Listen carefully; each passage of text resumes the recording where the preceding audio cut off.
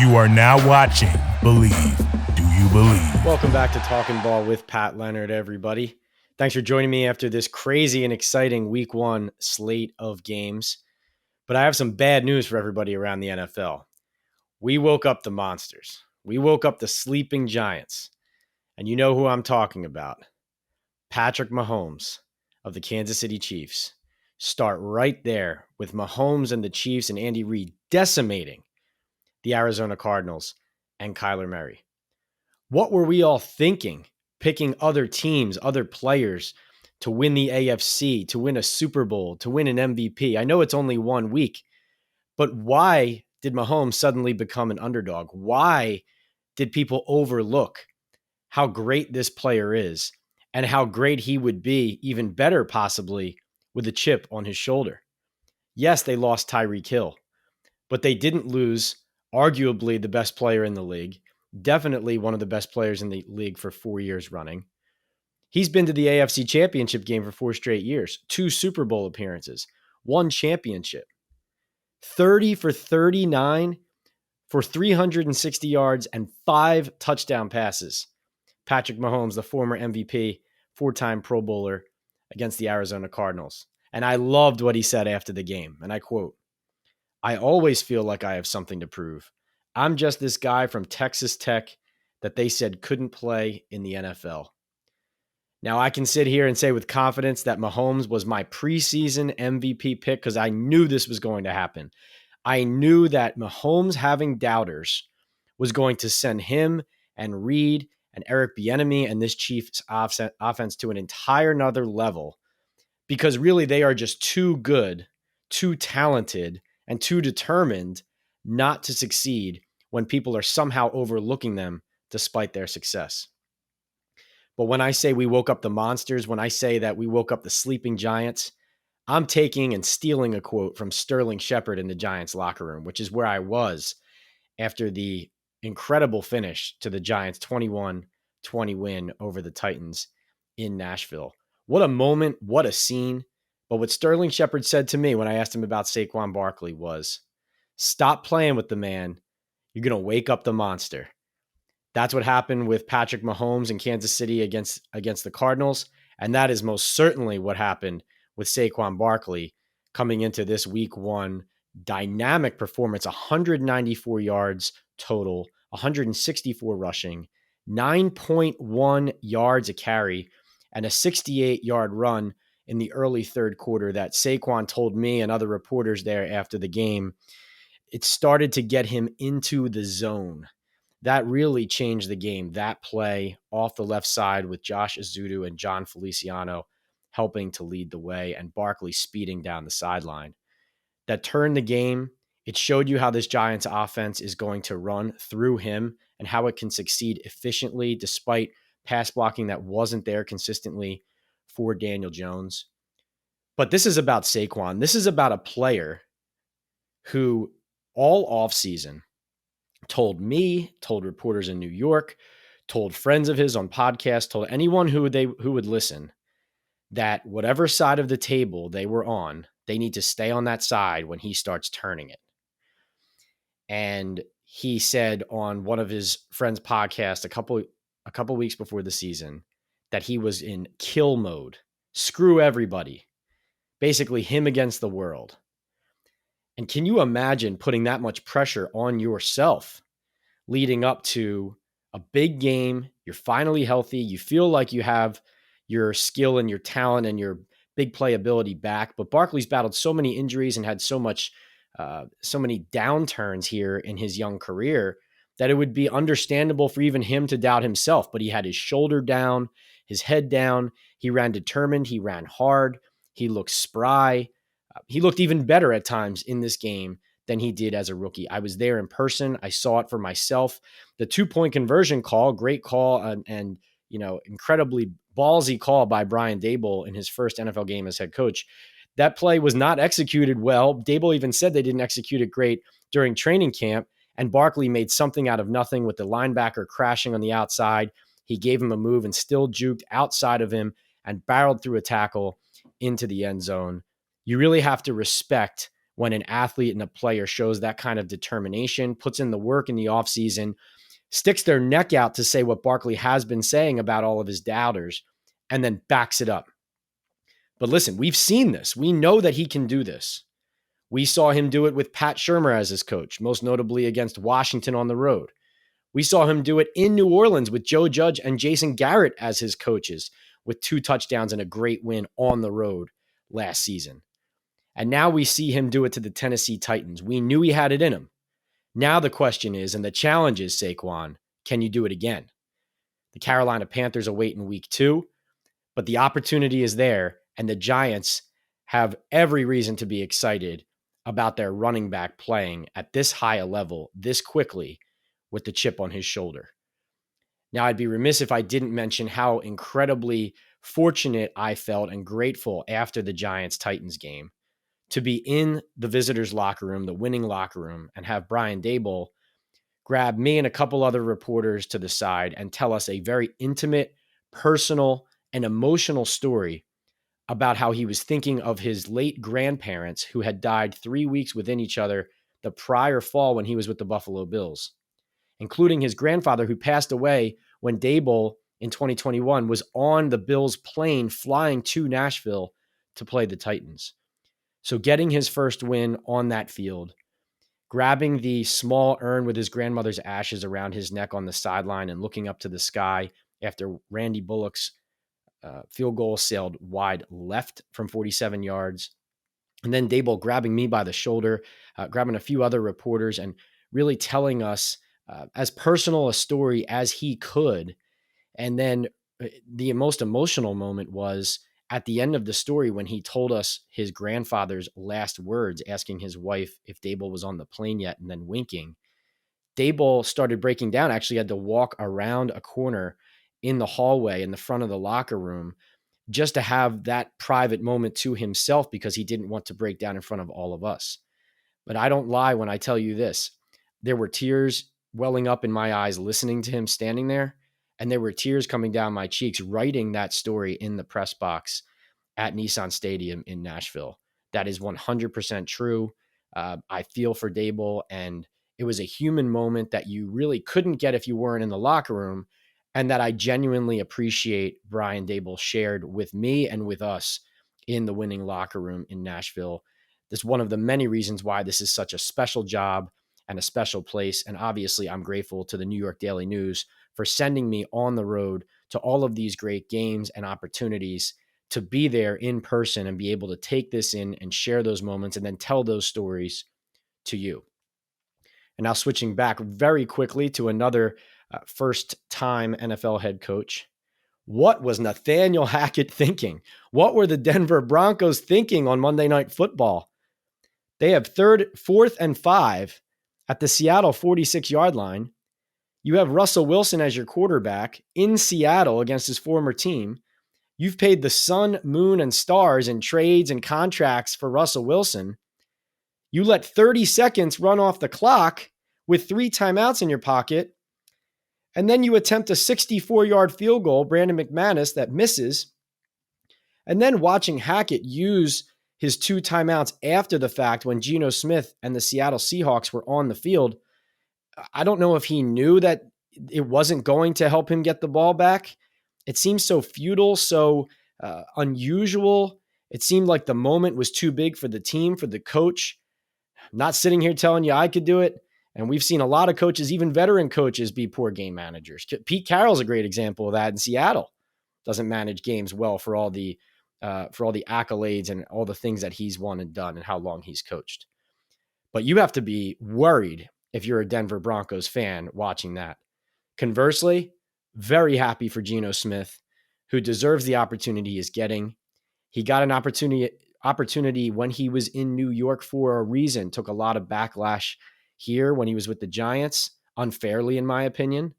Obviously, there were things that happened with his time during the Jets that were part of growing pains of a young quarterback. But he deserved this type of opportunity sooner in his career. I got to know him when he was in the Giants locker room. I think he's an earnest person. I think he tries and works hard. And I think he deserves every ounce of success he's having. And really, right off the bat, with a great win for his team against the Denver Broncos at home, and couldn't be happier for players like Geno, the real underdogs who are stepping forward, and couldn't be more excited to continue watching the monsters, the sleeping giants in the Patrick Mahomes and the Saquon Barkleys that have awoken due to all the doubters out there for all of these great talents. We'll be right back here on Talkin Ball with a very special guest, former NFL GM Michael Lombardi. All right, we have a very special guest here on Talkin Ball. This gentleman has 3 Super Bowl rings, 3 more than I do. He is a former NFL GM, longtime executive, author of Gridiron Genius, which I have back behind me. Go and pick it up. Great book. Host of the GM Shuffle podcast for the VSiN Sports Betting Network, and the founder of the Daily Coach newsletter. I know that's a mouthful, but this guy does it all. He is Michael Lombardi. Mike, thanks so much for joining me, man. It's good to be here, Pat. Thank you for having me. I love that the book's there. What's that back porch page back there? What's that one there? That is the Observer, the Notre Dame daily student newspaper from when I was a student. Nice. And I was the managing editor there. So that is Brady Quinn in the picture there. I covered him and, Tyrone Willingham and Charlie Weiss at Notre Dame. So got to immortalize that. Love that. My dad's 96 years old and he's still, even though he's living in an assisted living place, they still have mass there. And I think every week he gives $20, figuring it's going to Notre Dame football, which obviously, he hasn't figured that out yet. But anyway. Well, they need it now. That's for sure. They're going to need it. We respect your knowledge about the entire NFL. So we're going to kind of cover a breadth of topics off of a crazy week 1 going into week 2. And the first thing, I know you'll have an opinion on this, is, okay, if you're a Denver Broncos fan or watching that game, what do you feel worse about? Nathaniel Hackett's time management and game management at the end of that loss to the Seahawks, or how little Russell Wilson's former teammates in Seattle and former coach seem to respect him? Well, I think both. I think, there's a great scene in the movie The Offer on TV where Jack Warner calls Charlie Bloodhorn and says, I want to buy The Godfather and I'll give you $1 million, even though Bloodhorn paid $10,000 for it. So, and he hangs up the phone and he says, what does Jack Warner know that I don't know? If I were Denver, I would say, what does Seattle know that we didn't know? And I think it was clear on the tape. Let's stay with Wilson for first. Wilson's 183 yards rushing last year. He wouldn't move. And when he did move, he didn't have the same athleticism, the same speed that we were accustomed to seeing. Now, he played hurt.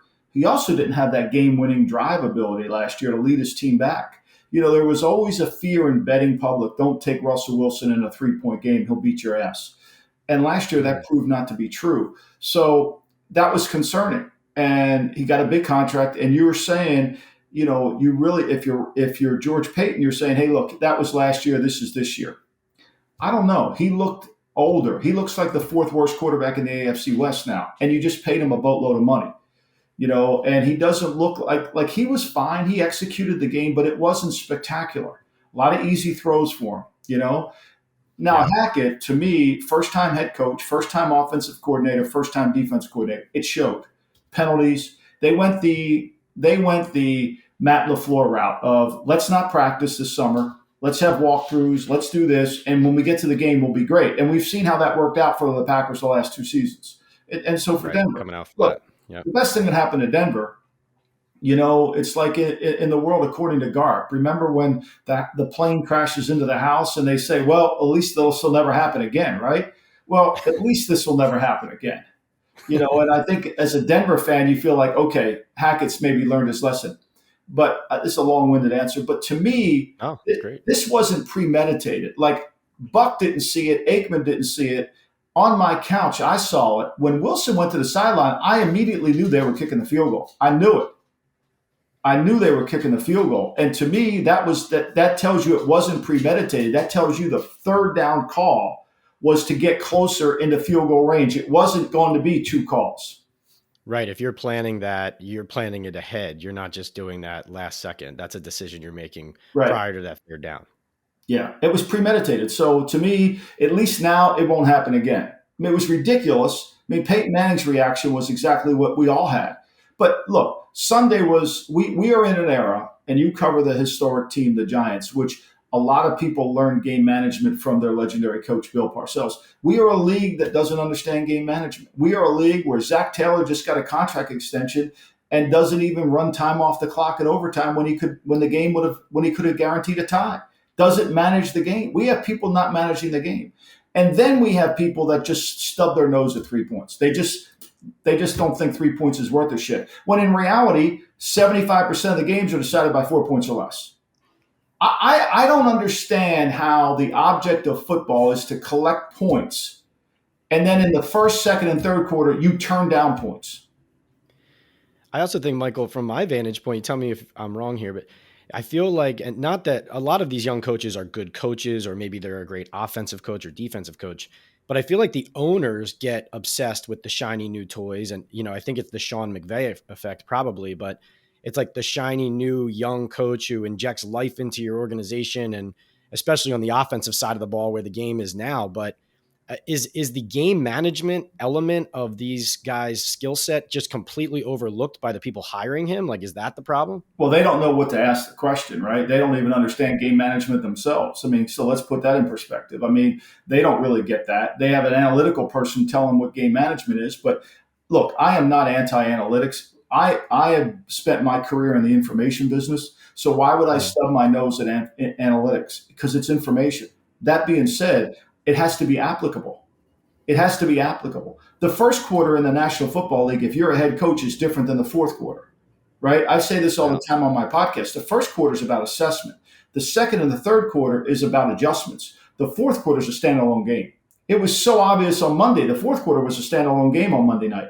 Most of these games, the fourth quarter is a standalone game. So no one's been taught. Like, I can give you a great example. So when I was in Philadelphia, Jeff Lurie came to me and said, we need to hire a young coach who is going to eventually replace Gruden because we know he's going to become a head coach. So we scoured the world and we ended up with Sean Payton. Okay. And Sean came in. He was going to go to Maryland to be a quarterback coach. He came in. He worked out of his suitcase at the Veterans Stadium. We had none. Bella, be quiet. We had none of that, right? So, and so he learned. He got there. He then went to New York, and he started with the Giants. Parcells was watching him from afar, and so when Parcells became the head coach of the Cowboys, he had no relationship with Peyton, but he watched Peyton coach. He watched him handle his demotion from Jim Fossil really well. And he said, I think that guy's a really good young coach. So he takes him in. And at that moment, those years in Dallas with Parcells was like going to Harvard for Peyton to become a head coach. He taught him how to become a head coach. We don't have that anymore. We don't have that anymore. We don't have anybody teaching these coaches how to manage the game in 3 dimensions. How to understand how to play offense, defense, kicking game to affect the game. And I think it's hard. I always say this, the hiring cycle with head coaches and even GMs right now in the modern NFL, and even the expectations of quarterbacks to get it down right away and prove they're a star or not, the timelines are so accelerated. And then they also don't necessarily align. Like, a quarterback might need 3 years, but a coach might only get 2 to build his program. And so everything kind of falls, it's not aligned, it's not parallel. And it's definitely, there is no patience in the league to kind of develop, it seems, talent at these most important positions of organizations to get them to that point. Yeah, I mean, look, Ben McAdoo is actually a better coach today than he was when the Giants hired him the first time.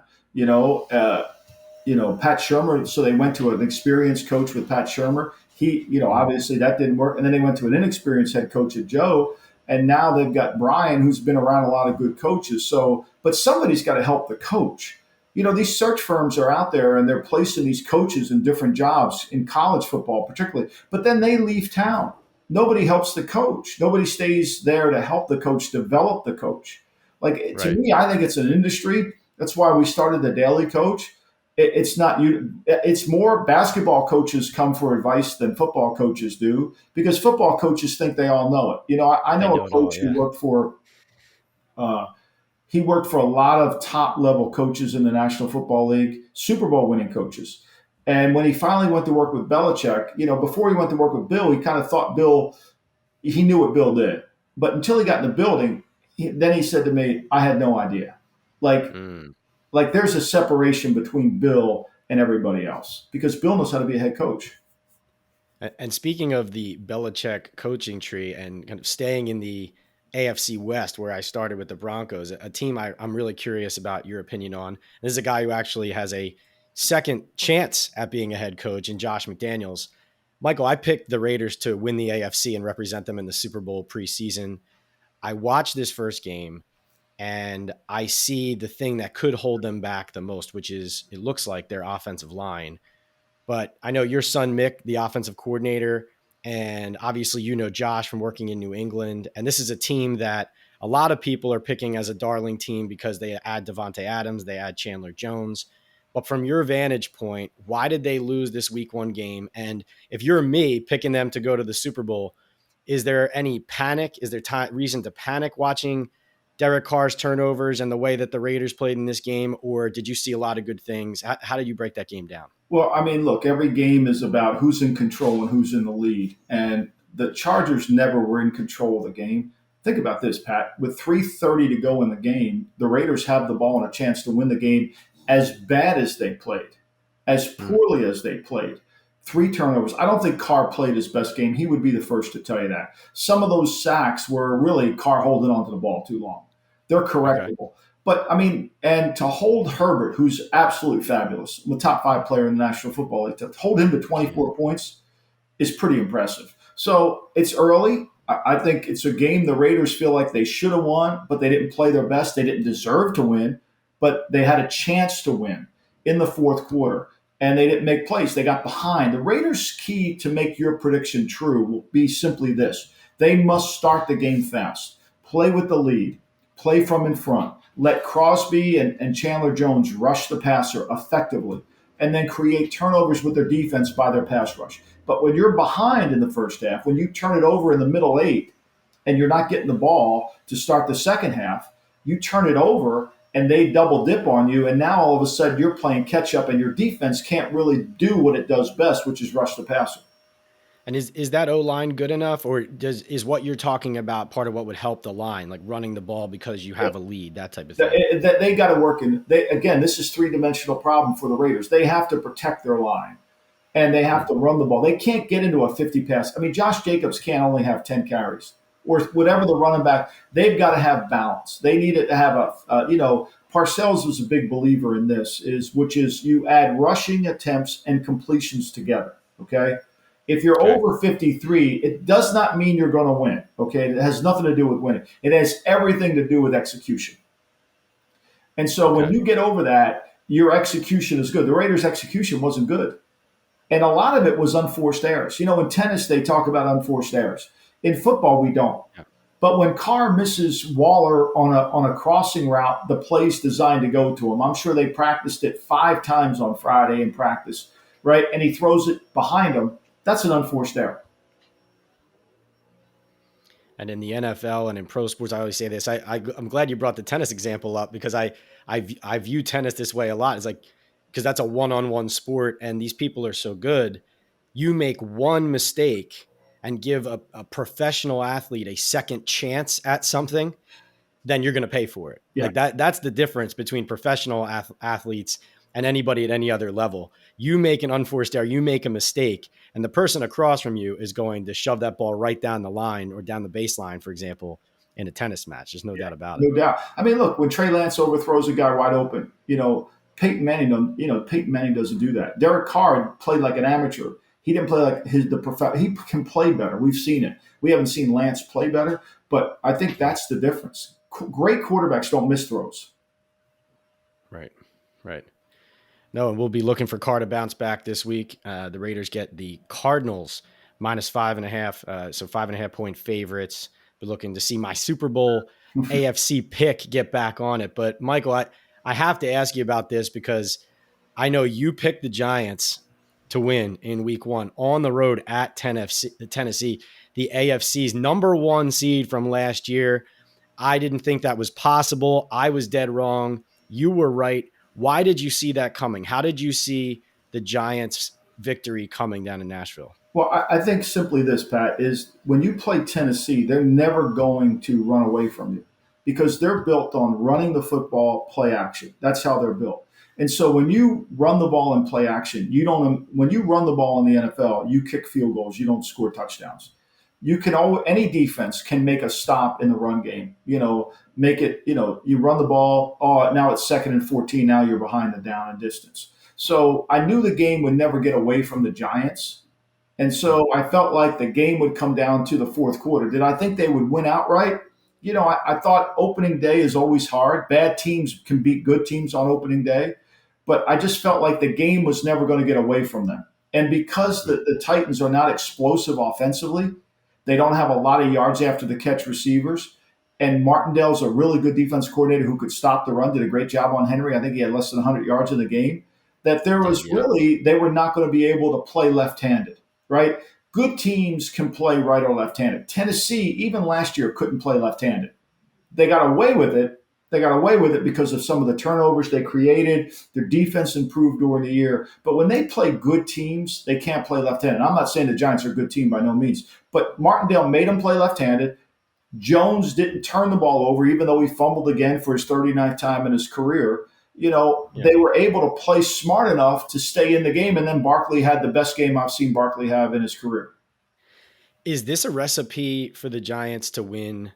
I think the over-under coming into the season was 7. Obviously, there's things stacked against them from a roster standpoint, though the schedule looks favorable. But is this a recipe for them to win a fair amount of games this year? Barkley in the running game, Martindale's defense. Do you think that they can sustain winning football just with those two things, even without, solid pass protection? Like Jones, I think, was pressured on 18 of 26 dropbacks, I think it was. I don't. It's not a winning formula. It's an avoiding losing formula. And most games on last Sunday, teams didn't win; the other team lost. Yeah. You can say whatever you want about Miami and New England. I mean, New Yeah. England turns the ball over 3 times. They give up 10 points or 13 points with with their offense. They lost the game. Miami played well. They created those mistakes by New England. And so, but New England lost. Miami didn't necessarily win. You know, the Giants hung in there, and because they were able to control the pace of the game, Tennessee didn't lose, but they never were able to make the Giants play left-handed. Somebody's going to make the Giants play left-handed, and it's going to force Daniel Jones to have to throw it, and it's going to result in mistakes. I mean, I thought actually you were at the game. I thought Dayball was going to pull him when he went over to him at the bench. Yeah, after that interception, that was very interesting. If you're a Giants fan, you like seeing a coach right away going up and saying, "This is unacceptable. We can't have decisions like that." I agree, Michael. I think, while they're trying to give Jones a chance, if they see that he is the reason at any point that is holding the team back, I definitely think Dable and Shane are more discerning and bottom line in their decision making than maybe people realize. Like you said, Dable, where he comes from, Belichick, Saban, et cetera. I wasn't sure what was going to happen there either. That was definitely a stern talking to. And, you can see, you make a good point too. When you're playing not to lose, then the margin for error is rail Really, thin. And those are the plays, right, that are the that difference lose you between the winning game. and losing. Yeah, they lose you the game. And look, I think Joe and Brian already know where they're going with Jones. I think they know it, right? They're not going to come out and publicly say it, but you don't walk over to a quarterback who you think is going to be your generational guy you're building a team around and basically reprimand. You usually handle them with a little bit more kick. You go over there to tell somebody you're managing how to handle the game. And I think that's what they're going to do. They're going to try to run the ball as much as they can. They're going to try. Look, Dayball would start games last year in Buffalo where he didn't even try to run the ball. Yeah, But he's smart enough to now to know. Look, we got to throw we can't throw the. If we throw it 50 times with Daniel Jones, we're going to lose. I mean, the first play of the game, what's he run? Speed option. He gets Daniel Jones running. Yeah. He wants to make the defense defend 3 runners. The receiver, the quarterback, and the halfback. And so you got to account for 3 runners in their offense. And he wants to let you know right away that's what you have to do. And so by doing that, he creates a little bit of, okay, we got to be careful here because they're going to run Jones. Whereas some teams we're not running our guy. And so now you only have to defend 2 runners. And so you said that someone has to make the Giants play left-handed. Are the Panthers going to be that team? I know you watched, their week 1 game against the Browns. I thought they got screwed on that roughing the passer call against Brian Burns on that last Cleveland Yeah. drive. But is their defense, are the Panthers the team that can do that to the Giants? Because I know the Browns did run the ball very well against them. That's got to be a concern, right? The Panthers went into the Browns game saying, we got to make Jacoby Brissett beat us. And they didn't do that, right? Jacoby Brissett really was a non-participant in the game. He threw for 143 yards, but Chubb beat him. And so did Kareem Hunt. Now, the offensive line for Cleveland's really good. I mean, where I was disappointed, two areas of the Carolinas defense last week. They didn't put pressure on the quarterback. They really didn't harass Brissett. And they didn't tackle the talent very well. When I mean tackle the talent, tackle Hunt when you had a chance to. Hunt got a lot of yards after contact. So did Chubb. I mean, obviously, they're going to watch the same tape. They're going to see Barkley. They're going to try to take away the run game. They're going to force the receivers of the Giants to win on the outside against who they think have pretty good corners, whether it's J.C. Horn, C.J. Henderson, or Jackson. So, yeah, I mean, they could make them play. But, look, they're going to want to come in here and play as careful as they can because they know Martindale's going to blitz them. They know Martindale's going to come after Mayfield and force him to try to throw the ball quickly and treat it. See, this game's going to come down to who makes the most mistakes. And I think this will be a close game going in the fourth quarter, and I think one of the teams will take over. Do you think McCaffrey only having 14 touches in week one, is that something you think we can expect to continue, especially a guy who's been hurt so much? No. Maybe they're using him but kind of spreading it out, or is that an anomaly? They were so bad in the first half offensively. They couldn't get any rhythm at all. They couldn't get a rhythm. They could barely take a snap. I mean, they must have dropped 3 or 4 snaps, I think by the second half they got into some rhythm. I think you'll see a lot of McCaffrey this week. I think the matchup favors for them to go into empty, for them to do McCaffrey and say, okay, you want to blitz, Wink? Go ahead. Okay, we're going to go to empty and see how you want to blitz us. So you come in with everybody, and who's covering McCaffrey? Right. And to your point, Dontrell Hilliard, who I was not aware he was on the Titans prior to this game, no offense to him, their running back, tore up the Giants' inside linebackers in the pass game, scored 2 touchdowns against Austin Calitro and Tate Crowder. So however they plan on defending McCaffrey, it can't be that way. Yeah, well, they're going to have to get the right matchup. So it's going to be a little bit of the chess match. And that's what I said earlier in this conversation. It's really about assessment in the first, how they want to play them, and then the adjustments that both teams make.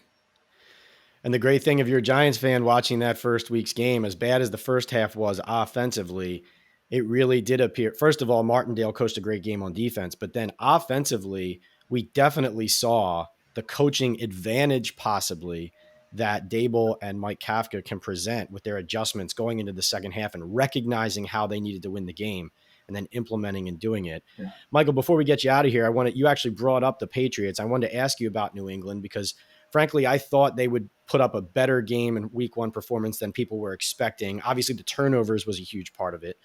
But since the game ended, we've heard, I think Tom Curran reported that Kendrick Bourne, one of the receivers who was a big weapon and last year, he only played 2 snaps. He makes 1 catch for 41 yards and then kind of stews on the sideline. And Curran reported in the days after the game that it sounds like Bourne is in Matt Patricia's doghouse on the offensive side of the ball. I'm just wondering from your standpoint, obviously Belichick runs a tight ship. No nonsense. And listen, if guys are acting out, then coaches need to set a standard. But do you think that that's something that will change organizationally, the idea that, listen, we need our best players on the field? Or is it healthy that Belichick and Patricia are running this type of ship and playing the guys who maybe aren't showing up 30 seconds late to a meeting or aren't kind of unhappy with the way that personnel is being deployed? Well, Bill hasn't changed his style going back to Cleveland in '91. So, Bourne earns the right to play. He's going to play. And if Bourne can help the team, he's going to help the team. He's going to play.